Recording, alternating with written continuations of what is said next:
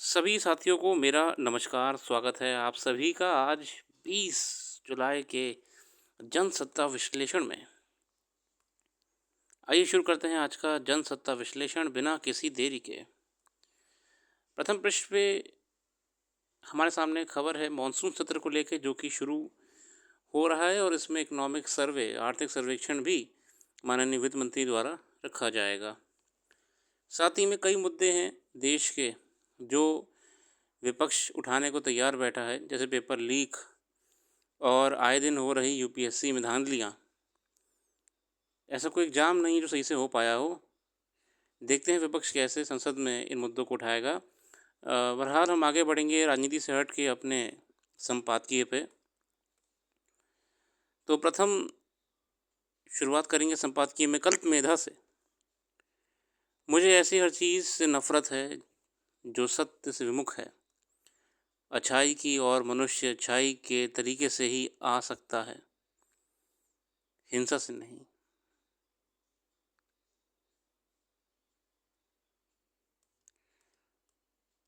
पास्टरनाक। आज का लेख है वन्य जीवन पर गहराता संकट, और यह लेख लिखा है रोहित कौशिक जी द्वारा।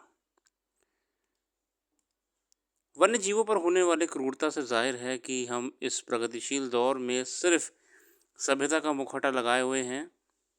ये दुर्भाग्यपूर्ण है कि आज वन्य जीवों पर विभिन्न तौर तरीके संकट के बादल मंडरा रहे हैं। भारत समेत संपूर्ण विश्व में वन्य जीवों की संख्या तेजी से घट रही है। साथ ही जैसे कि हम जानते हैं कि आए दिन wild life poaching, hunting, trading, व्यापार सब बहुत तीव्र गति से बढ़ चुका है, और ये सब काम करने वाले व्यक्तियों के भी हौसले बुलंद चल रहे हैं। कहीं ना कहीं अंतर्राष्ट्रीय संस्थानें, चाहे वो WWF हो, यूनिसेफ हो, यूनेप हो, और बहुत सारी संस्थानें हैं, विफल नज़र आ रही हैं इन गतिविधियों कम करने के लिए। वन्यजीव पर घातक संकट पर्यावरण के साथ साथ भाषा और संस्कृति को भी नष्ट कर रहा है। कुछ वर्ष पहले हुए एक अध्ययन में दावा किया गया था कि जैव विविधता की हानि दुनिया में भाषाओं और संस्कृतियों के नष्ट होने के लिए जिम्मेदार हैं। अमेरिका की पेन स्टेट यूनिवर्सिटी के शोधकर्ताओं ने अपने अध्ययन में पाया था कि पृथ्वी के जैव विविधता वाले क्षेत्रों में उच्च भाषाई विविधता भी होती है। यहाँ तक कि विश्व की 70% भाषाएं उच्च जैव विविधता वाले स्थलों पर पाई जाती हैं। आंकड़े बताते हैं कि इन प्रमुख पर्यावरणीय क्षेत्रों में समय के साथ संस्कृति और भाषाओं के स्तर में गिरावट आई है। साथ ही यह समझने की कोशिश की कि भाषा का भौगोलिक रूप से विस्तार कैसे है। दरअसल इस दौर में जैव विविधता भाषा और संस्कृति के साथ साथ पर्यावरण पर जिस तरह से प्रभाव डाल रही है, उससे संकेत मिलता है कि भविष्य में हमें अनेक खतरों का सामना करना पड़ सकता है। दरअसल पशु पक्षी अपने प्राकृतिक आवास में ही अपने आप को सुरक्षित महसूस करते हैं। प्राकृतिक आवास में ही उन्हें जैविक क्रियाओं में संतुलन बना रहता है। ये दुर्भाग्यपूर्ण है कि इस दौर में विभिन्न कारणों से पक्षियों का प्राकृतिक आवास उजड़ता जा रहा है। साथियों, जिस हिसाब से सरकारें जंगलों कटान कर रही हैं, जिस तरीके से मानव कारकों की वजह से जंगलों में आग लग रही है, या फिर अर्बनाइजेशन शहरीकरण के कारण जो इकोसिस्टम को हम डिस्टर्ब कर रहे हैं, जो डिस्ट्रॉय हो रहा है, वो हो रहा है हमारे वाइल्ड लाइफ का हैबिटेट यानी जहाँ पे पशु पक्षी निवास करते हैं, उनका क्षेत्र रहने का। इससे बड़ी विडंबना और क्या हो सकती है कि तमाम नियम कानूनों के बावजूद पक्षियों का शिकार और अवैध व्यापार किया जा रहा है। लोग सजावट, मनोरंजन और घर की शान बढ़ाने के लिए तोते, रंगीन बिरंगी गौरियाँ जैसे पक्षियों को पिंजरे में कैद रखते हैं। मोर जैसे पक्षी कीटनाशकों की वजह से काल के गाल में समा रहे हैं। पहले देखिए, मोर खेतों में घूमते थे, मोर जंगलों में घूमते थे, मगर पेस्टिसाइड्स के संपर्क में आने से या फिर उन इंसेक्ट्स को खाने से जिनमें पेस्टिसाइड पाया गया, इनकी इनकी प्रजाति भी ख़त्म हो गई है, होने को खड़ी है। अब एक गिद्धों के साथ क्या हुआ था, वल्चर जो गिद्ध होते हैं, जितना हमारे गायों को, दुधारू पक्षियों को ज़्यादा दूध देने के लिए ऑक्सीटोसिन का इंजेक्शन लगाया जा रहा था। वल्चर जब वो गाय वाय मर जाती थी, है ना, तो वल्चर उस गाय पे खाने के लिए आते थे। जैसे गाय मवेशी मर गया, वो पड़ा हुआ है कहीं पे, तो वही आपका नाम मैं थोड़ा सा भूल रहा हूँ, पर्टिकुलर नाम है, उसके संपर्क में आने से वो मर जा रहे थे। वल्चर, गिद्ध हमारे। और गिद्धों की पॉपुलेशन जिस तरीके से गिरावट आई, आज उनके संरक्षण के लिए कई प्रयास करे गए हैं। वल्चर सेंचुरीज बनाई गई हैं हरियाणा में, और अंतर्राष्ट्रीय स्तर पे काम भी करा जा रहा है। डाइक्लोफेनेक नाम की दवाई का भी नाम आया था, आगे जानेंगे उसके बारे में। दुर्भाग्यपूर्ण है कि इस दौर में हमारे घर आंगन में गौरैया कहीं दिखाई नहीं देती। वैज्ञानिकों का मानना है कि भोजन में कमी, घोंसलों के निर्माण के लिए उचित जगह ना मिल पाना तथा माइक्रोवेव प्रदूषण जैसे कारक गौरैया की घटती संख्या के लिए जिम्मेदार हैं। वो गौरैया पहले कितनी आंगन में चहचहाती थी, मगर वो भी नहीं बची। हैबिटेट डिस्ट्रक्शन हुआ है। दरअसल इस दौर में हम अपने बागीचों से सुंदरता बढ़ाने के लिए विदेशी या फिर ऐसे पौधों के ज़्यादा उगाने लगे हैं जो प्राकृतिक रूप से उस जगह पर नहीं उगते। ऐसे पौधे स्थानीय पौधों की तुलना से उस जगह पर रहने वाले कीट पतंगों को अपनी ओर आकर्षित नहीं कर पाते हैं।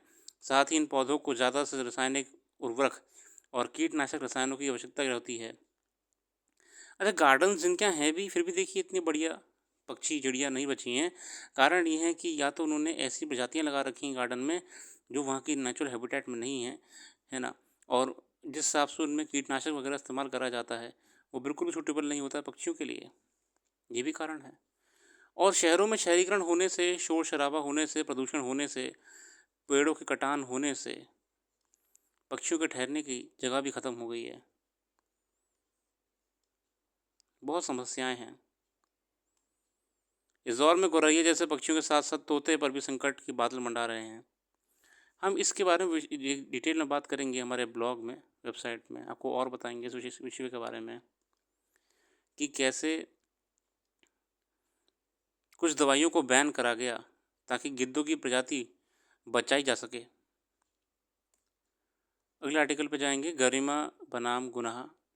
संवैधानिक पदों का निर्वाह करने वाले लोगों को आपराधिक मामलों में सुनवाई, सजा आदि से इसलिए संरक्षण प्रदान किया गया है कि इससे उस पद की गरिमा आहत हो सकती है। ऐसे लोगों से भी यह स्वाभाविक अपेक्षा रहती है कि वह उस पद की गरिमा के अनुरूप आचरण करें, मगर इस तकाज़े की कई बार अनदेखी की जाती है। यहाँ हम बात करें राज्यपाल की। साथियों आर्टिकल 361 हमारे जो इंडियन कॉन्स्टिट्यूशन का है, ये प्रोटेक्ट करता है गवर्नर साहब को, प्रेसिडेंट साहब को, डिग्निटरी को प्रोसिक्यूशन से। और ये पद्धति लाई क्यों गई, क्यों हम एक व्यक्ति को इतना बचा रहे हैं किसी प्रोसिक्यूशन से? क्योंकि एक लैटिन अंडरस्टैंडिंग है कि king can never be wrong, या किंग शुड बी प्रोटेक्टेड। राजा गलत नहीं होता है, इसलिए उस पर किसी भी प्रकार की कार्रवाई नहीं होनी चाहिए। पर क्या इस लोकतंत्र में ऐसा आज की दुनिया में वाजिब है कि किसी को आप इतना प्रोटेक्ट करें? और क्या जो ये पॉइंट है कि किंग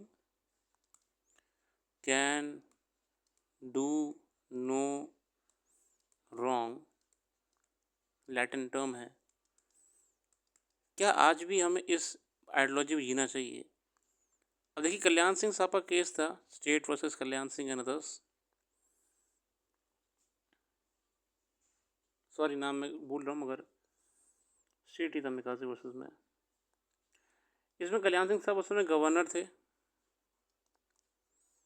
और सुप्रीम कोर्ट का रूलिंग आया था। उस समय गवर्नर थे और उसमें सुप्रीम कोर्ट का रूलिंग आया था कि भैया जब तक ये गवर्नर के पद पे हैं इन पे कोई भी एक्शन नहीं ले सकते हैं हम। एक बार ये पद से हट जाते हैं उसके बाद ही क्रिमिनल प्रोसीडिंग्स आप इन पे शुरू कर सकते हैं। और वो स्टेट वर्सेस कल्याण सिंह ही था। प्रोटेक्शन दिया जाता है डिग्निटरीज को। तो यही कंट्रोवर्सी में कि क्या आज की तारीख में ये वाजिब है ऐसे इम्यूनिटी देना किसी को भी। इवन यूएस में ये कंट्रोवर्शियल हुआ तो यूएस में डोनाल्ड ट्रंप को भी कटघरे में खड़ा कर दिया कोर्ट ने लाके। हालांकि बाद में कोर्ट ने ये भी कहा कि नहीं भैया ऐसे नहीं छेड़ सकते इनको हम, ये राष्ट्रपति हैं।